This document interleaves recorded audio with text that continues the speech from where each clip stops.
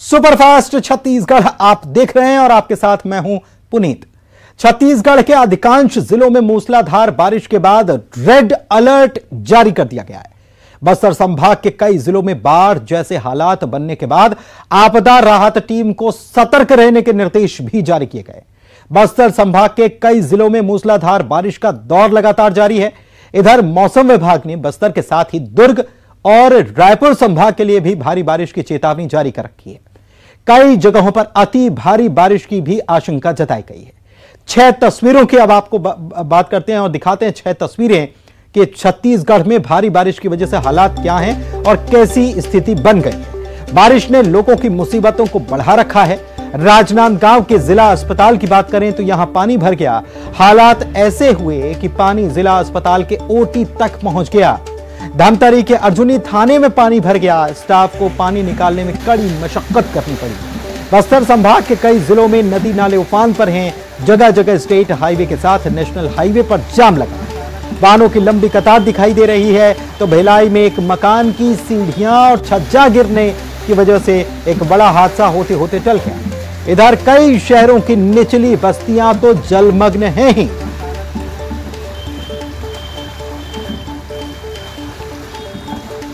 चार और तस्वीरें आपको दिखाते हैं। ये 6 तस्वीरों के बाद ये 4 तस्वीरें भी देख लीजिए जो बता रही हैं कि अलग अलग जिलों में हालात कैसे हैं। सुकमा, कोंडागांव, गरियाबंद और धमतरी की ये तस्वीरें।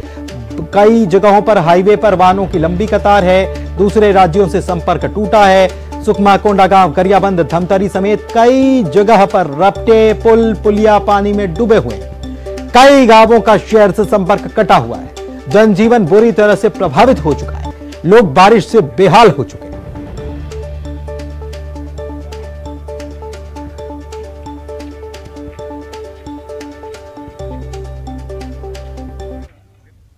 इधर छत्तीसगढ़ के बस्तर संभाग समेत 9 जिलों में भारी बारिश हो रही है। मौसम विभाग ने 4 संभागों के लिए अलर्ट भी जारी कर दिया है, जिसमें विभाग ये कह रहा है कि 24 घंटे के भीतर और कई जिलों में भारी से अति भारी बारिश हो सकती है। लगातार बारिश होने के चलते बस्तर संभाग पूरी तरह से जलमग्न है।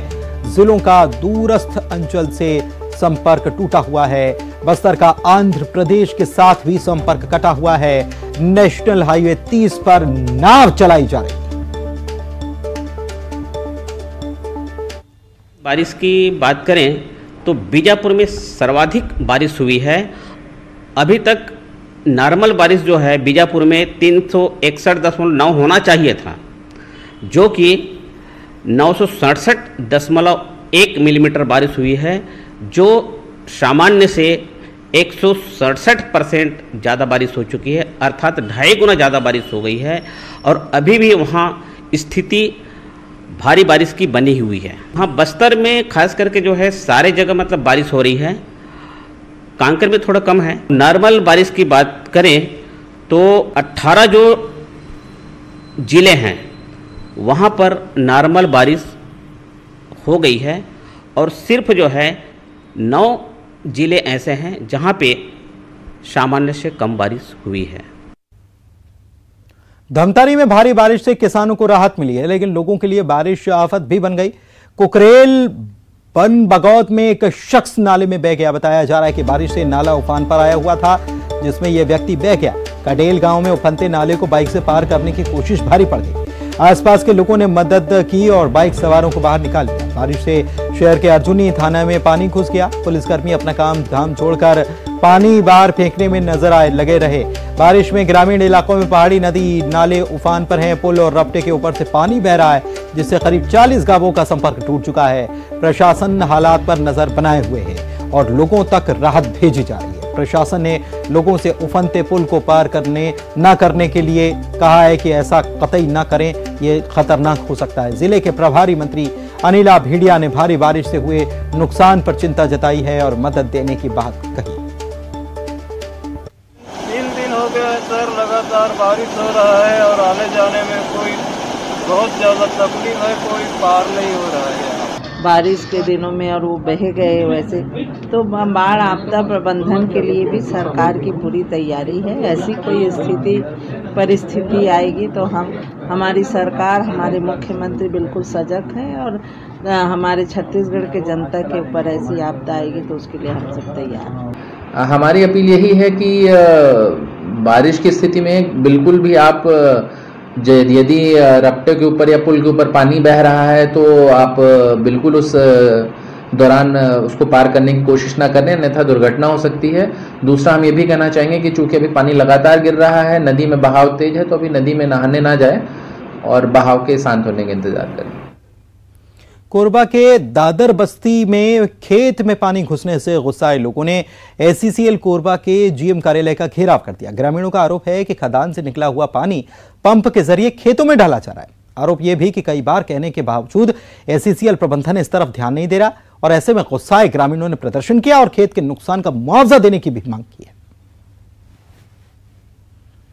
सर, हम लोग का खेत, हम लोग 40-50 साल से वहाँ पे खेती कर रहे हैं। जब से एससीसीएल में अर्जित हुआ है, इतने दिन तक हम लोग उसमें खेती बाड़ी कर रहे थे, कोई तो परेशानी नहीं थी।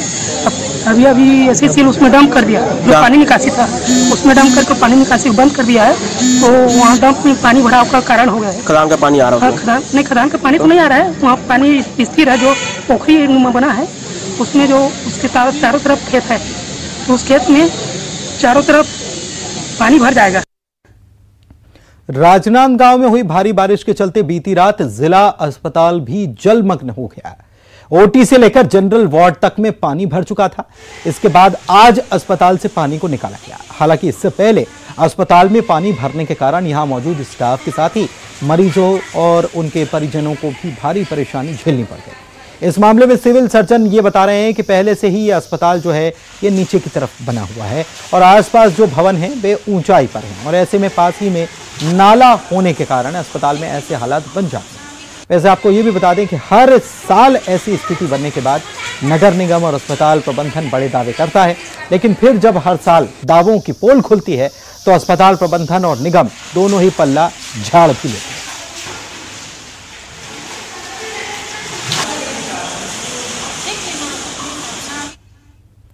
उधर सुकमा जिले में 2 दिन पहले एक हांडी में बच्चे को नदी पार करने का वीडियो वायरल हुआ था। इसके बाद न्यूज 18 की टीम उस नाले पर पहुंची। जिला मुख्यालय से करीब 38 किलोमीटर दूर पोंगा भेजी पंचायत के रबड़ीपारा गांव के पास स्थित नाला उफान पर है। यहां सुबह से ग्रामीण राशन लेने के लिए केरला पार पहुंचे थे, जो कि गांव से करीब 18 किलोमीटर दूर है। पिछले कई सालों से ग्रामीण बारिश के 4 महीने ऐसे ही हांडी के सहारे राशन और रोजमर्रा की सामग्री लेकर जाते हैं। सरपंच पूनम सन्ना ने बताया है कि कई बार पुल की मांग हुई तो सही, लेकिन पुल का निर्माण हो ही नहीं पा रहा। वहीं राजनांदगांव में झमाझम बारिश का दौर जारी है। यहां पर जिला अस्पताल के ओटी से लेकर कई वार्डों में पानी घुस गया। मरीज से लेकर अस्पताल स्टाफ तक परेशान रहा। बारिश से शहर के वार्ड नंबर 41 का हाल भी बेहाल है। यहां कई घरों में पानी दाखिल हो गया। शहर की कई निचली बस्तियां जलमग्न नजर आईं।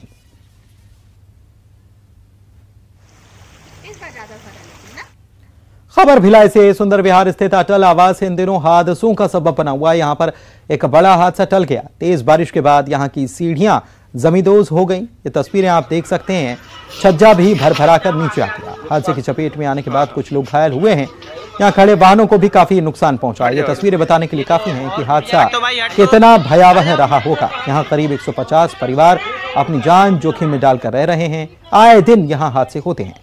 यहाँ के मकान पुराने हो चुके हैं। निर्माण की निम्न गुणवत्ता और मेंटेनेंस के अभाव में ये मकान जर्जर होते जा रहे हैं। हमारा बाल बच्चा को नुकसान हो रहा है। आज एक सीढ़ी गिर गया, उसको एक लड़की और माँ बच गया। हम लोग को साथ में रहे तो वही रात को पानी गिरते समय गिरेगा तो हम सभी एक साथ में मर जाएंगे। हमारा कॉलोनी को कोई रिफरिंग कराना, कोई कार्रवाई कराना, कोई नेता लोग आता है वोट देने बोलता है, वोट देंगे, सब अपना घर में रहेगा। ऑफिस लोग आता है, ऑफिस लोग अपना घर में रहेगा। निगम का कोई मीडिया कोई भी हो अपना घर में रहेगा। हमारा कॉलोनी को देखने को कोई अधिकार नहीं है। हमारा नेता है किस चीज का? कॉलोनी में क्या हुआ तो देखने के लिए ना, कोई देखने के भी नहीं आता, कोई पूछता नहीं, कोई कार्रवाई नहीं करता। हमारा हॉस्पिटल में ले जाने के लिए एम्बुलेंस को 4 बार फोन की, एम्बुलेंस नहीं आया। हमारे साथ हमारे सहयोगी लाइव जुड़ चुके हैं और उनसे हालात का जायजा लेते हैं, समझते हैं कि क्या स्थिति है। विवेक हमारे साथ जुड़े हुए हैं कोंडा गांव से, तो योगेश यादव बलौदा बाजार से जुड़े हुए हैं। और सबसे पहले योगेश, मैं आप ही के पास आता हूं।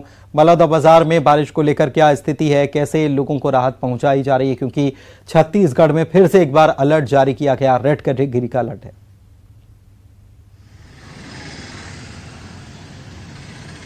देखिए पुनीत, आपको बता दूं कि बलौदाबाजार जिले में 6 विकासखंड है। 6 विकासखंड की बात करें तो जिले में बारिश रुक रुक कर चल रही है। पिछले 3 दिनों से जो बारिश है वो रुक रुक कर चल रही है। हालांकि किसानों को ये आभास होने लगा था कि हमारी इस बार बारिश कम होगी, लेकिन किसानों की जो खेतों में जब पानी गिरी, बारिश हुई, तो किसानों को भी खुशी महसूस हुई कि जिले में बहुत अच्छी बारिश हुई है। आपको बता दें पुनीत की बलौदाबाजार, भाटापारा, सिमगा, कसडोल और बिलाईगढ़ की बात करें तो बलौदाबाजार जिले में झमाझम बारिश हो रही है। आज का जो बारिश का मौसम है वो लगातार खुशनुमा बना हुआ है। जिले के कई जगहों पर पानी भरे हुए हैं। हालांकि उतनी पानी नहीं गिरी हुई है जितनी जो टीम है नगर सेना की वो जाके वहां पर पहुंच सके।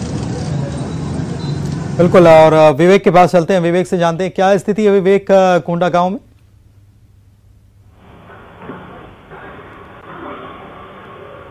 देखिए पुनीत जी, जिस तरीके से नारंगी नदी में जो जलस्तर बढ़ा हुआ था वो धीरे धीरे कम होने लगा है, लेकिन बारदा नदी और भंवरडी नदी है ये अपने पूरे सबाब पर है। अभी हालात इतने खराब हो चुके हैं अंदरूनी इलाके में। जैसे बारदा नदी की बात की जाए तो उसमें जो पानी ऊपर चल रहा है, जिसके कारण 40 गांव का जिला मुख्यालय से संपर्क टूटा हुआ है। वही हाल इधर भंवरडी नदी जो मर्दापाल इलाका है और काफी संवेदनशील इलाका है, वहां पर भंवरडी नदी है, उस पर तो कोई पुल भी नहीं बना है। लोगों की आवाजाही नदी के बीच से होती है। तो लगभग वहां पर करीब 24 से 25 गांव है जिनका जिला मुख्यालय से संपर्क टूटा हुआ है। और सबसे खराब स्थिति जो है भंवरडी नदी के उस पार रहने वाले बेचा, कीलम और कड़ेनार इलाके के लोगों की है, जहां पर अब ना तो प्रशासन की कोई मदद पहुंच सकती है, न किसी प्रकार की व्यवस्था वहां पर पहुंच सकती है, न ग्रामीणों तक स्वास्थ्य की सुविधा पहुंच सकती है और न ही उनको इस पार वो नदी के इस पार आ सकते हैं। तो ये विकट स्थिति तो जो है ग्रामीण इलाकों की है। और रही बात आज जैसे बारिश रुकी हुई है तो इससे सबसे बड़ा नुकसान अब शहर वासियों को देखना पड़ रहा है कि जगह जगह कचरे के ढेर लगे हुए हैं और जो नगर पालिका का दावा था कि हमने सफाई अभियान चलाया है उसकी पोल खुलती नजर आ रही है। तीसरी बात यह है कि जो भारी बारिश हुई है उससे किसानों की समस्या बढ़ गई है। खेत में पानी भरा हुआ है और जो रोपा लगाए थे अब पौधे जो हैं वो सड़ने की स्थिति में। तो किसानों का कहना है कि अब उनका किसानी कार्य जो है 1 महीना पीछे चला गया। बारिश काफी हुई और ये पहले सावन के पहले हो गई जो नुकसानदेह। जी बोलिए। चलिए, बहुत शुक्रिया आप दोनों का इस तमाम जानकारी के लिए। धमतरी से बड़ी खबर दर्शकों को बता देते हैं। तेलिन सत्ती गांव में लोगों ने चक्का जाम कर दिया। बरसात का पानी दरअसल घरों में घुस गया, इसकी वजह से लोगों में आक्रोश है। और उसके बाद तस्वीरें हम आपको दिखा रहे हैं, कितना गुस्सा लोगों में है ये तस्वीरें बता रही हैं। सरपंच के खिलाफ लोगों में गुस्सा था, प्रदर्शन लोगों ने किया है। धमतरी रायपुर पुरानी सड़क जो है इस पर लोग फंस गए थे। अर्जुनी पुलिस मौके पर पहुंची और लोगों को समझाने की कोशिश यहां पर की गई ताकि लोगों का गुस्सा शांत हो सके। तस्वीरें आपको दिखा रहे हैं। धमतरी से बड़ी खबर।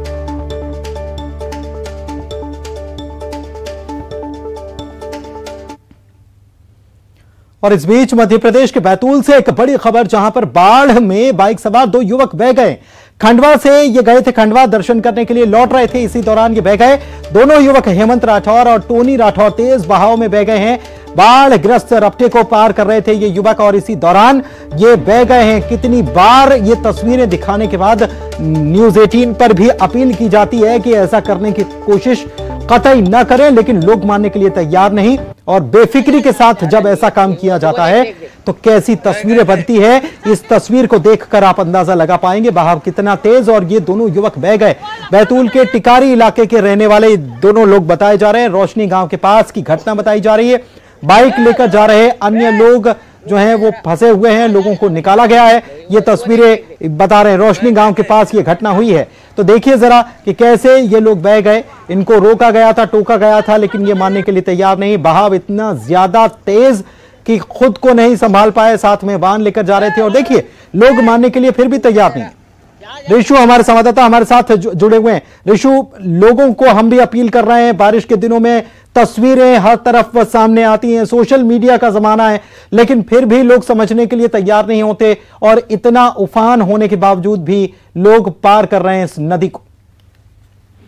जी हाँ पुनीत, बिल्कुल सही कहा आपने। और कल भी बैतूल का ही एक परिवार जो मुल्ताई तहसील का रहने वाला परिवार था, वो महाराष्ट्र के सावनेर में जीप सहित पूरा परिवार डूब गया इसी लापरवाही की वजह से। और अभी ये जो तस्वीरें सामने आई है, ये बैतूल खंडवा रोड के बीच का ये मामला है। रोशनी गांव के पास की ये घटना बताई जा रही है, जहां पर ये बैतूल के टिकारी निवासी 2 युवक, जिनमें से एक का नाम हेमंत राठौर और दूसरे का नाम टोनी राठौर बताया जा रहा है। आप इस वीडियो में देख सकते हैं कि जो नदी के दोनों छोर पर लोग खड़े थे, उन्होंने कितनी बार इन लोगों को मना किया कि वो नदी के अंदर ना जाएं और वापस आ जाएं, लेकिन उनकी आवाज को अनसुना करके ये युवक जो है रफ्ते को पार कर रहे थे। काफी ज्यादा तेज यहाँ पर पानी की रफ्तार थी और जब ये नदी के दूसरे छोर पर पहुंचे, उसी दौरान एक युवक का पैर स्लिप हुआ और ये जो है नदी में जो है गिर करके बह गया है। फिलहाल जो जानकारी अब तक मिली है उसमें ये मालूम चला है कि हेमंत राठौर जो है वो बह गया था, जिसकी मौत हो गई है और शव भी बरामद कर लिया गया है।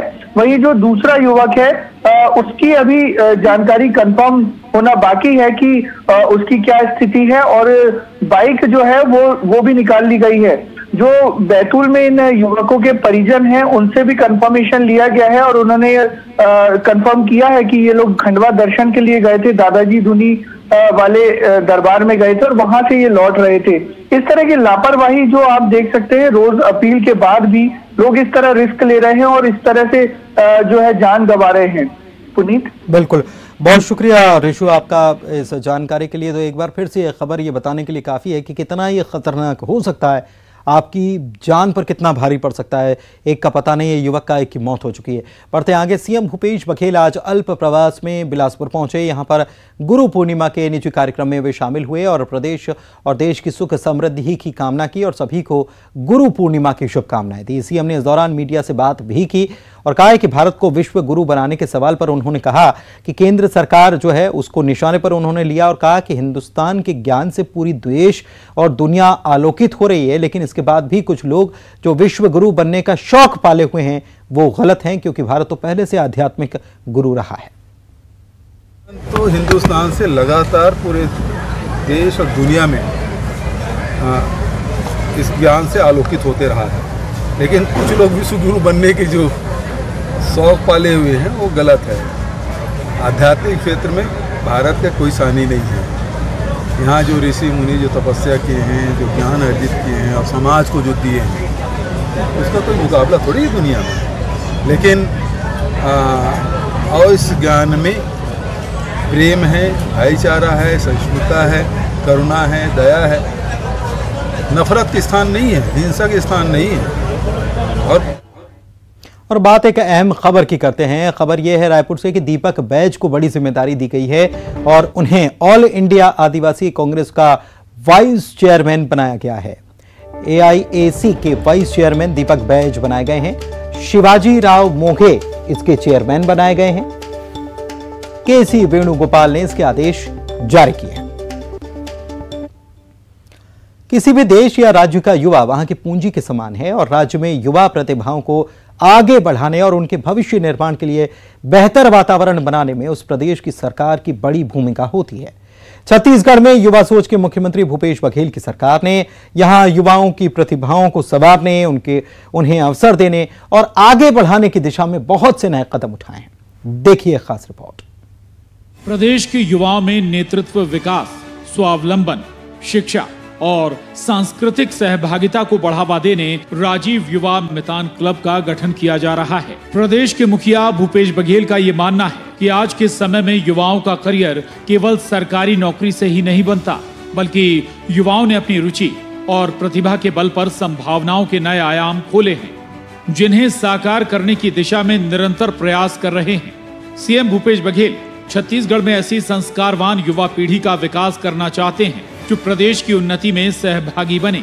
इसलिए छत्तीसगढ़ के युवाओं को संगठित करने और प्रदेश में सकारात्मक बदलाव का आह्वान करते हुए राजीव युवा मितान क्लब गठित किया गया है। क्लब में जुड़ता है, उस क्लब का मेंबर बनता है, अध्यक्ष बनता है, सचिव बनता है या उपाध्यक्ष बनता है, जो भी बनता है, उस क्लब को जो सांस्कृतिक एक्टिविटी करने के लिए राज्य शासन प्रोत्साहन के रूप में राशि देगी। राशि से वो अपने काम को कर पाएगा, अपने कार्यों को करेगा और उसके अंदर और क्षमता रहेगी तो इसके बाद उसको और चिन्हांकन करके आगे बढ़ाया जाएगा। कुल मिलाकर जो हुनर है छत्तीसगढ़ का, उस हुनर को सरकार के साथ जोड़ने का एक काम, युवाओं को सरकार के साथ एक जोड़ने का काम और साथ ही साथ हुनरमंद लोगों को अवसर देने का काम सरकार कर रही है। इस योजना के तहत प्रदेश के 13,269 नगरीय निकाय और ग्राम पंचायतों में युवा मितान क्लब गठित करने की कवायद जारी है। हर क्लब में 20 से 40 युवाओं का समूह बनाया जा रहा है, जिनकी उम्र 15 से 40 साल तक की रखी गई है। इन क्लबों को 132 करोड़ 69 लाख रुपए की राशि अनुदान के रूप में दिए जाने का फैसला लिया गया है। इसकी पहली किस्त के रूप में 19 करोड़ 43 लाख रुपए की राशि जारी की जा चुकी है। युवा शक्ति को सही दिशा देने और युवा शासन की विकास योजनाओं के क्रियान्वयन में सक्रिय सहयोग के लिए युवा मितान टीम काम कर रही है।